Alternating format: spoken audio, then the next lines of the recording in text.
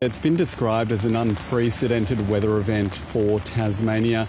Many communities across the state are affected. The latest advice is that around 32,000 customers of Tas Networks are without power, all across the state, different parts of the state without power, and that could last for some time. Especially given that there could be some worse weather ahead later tonight. We've been told by the State Emergency Service that they've received around 330 calls for assistance. So that's for things like fallen trees, damaged roofs, broken windows, largely because of very destructive winds that have been hitting the state over the past 24 hours.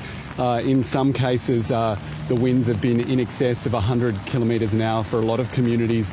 On Matsuka Island overnight, it reached 187 kilometres an hour. There are 17 warnings in place across the state, including 4 watch and act alerts in relation to flooding. You can see behind me, I'm in New Norfolk, and that's the River Derwent behind me flowing and spilling over a little bit.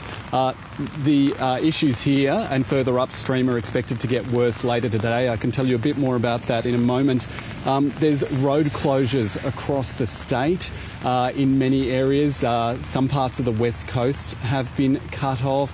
There's damaging surf conditions on the Bass Strait. The ferry there, the Spirit of Tasmania, it's been cancelled for tonight. So the trip from Devonport to Geelong won't go ahead, but I'm told that passengers can board the vessel and stay on it until the vessel is able to travel. And while conditions are expected to ease, particularly the winds throughout the day today, authorities are telling people to remain vigilant because the conditions are going to get worse again. Another front is coming through tonight.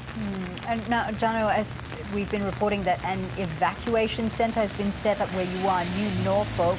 What can you tell us about that centre? Well, the centre is open. When I went there a short time ago, there was no one there, but there will likely be some people later on. So what we've got is further upstream from here, between Meadowbank and Macquarie Plains, a flood watch and act is in place. They're expecting major flooding to occur as early as this afternoon and into the evening. The big concern is that it's going to coincide with a high tide at 7 o'clock, so it'll be dark at that stage.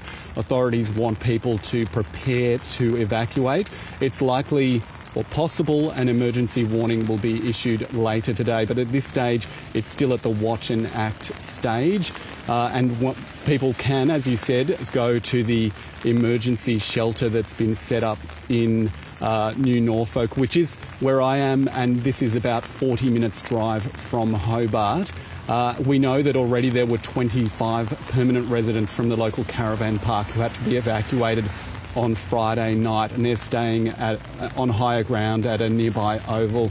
So it's really a situation that is unfolding and will likely get worse later in the day and into the evening. Jono, just finally, had there been warnings in the lead up to this wet weather event, and how prepared do you think people are? Look, there have been warnings and authorities advising people that we were in for some pretty rough weather this weekend. One example of that is that the famous Salamanca markets, which many tourists come to Tasmania to visit, thousands of people go every Saturday.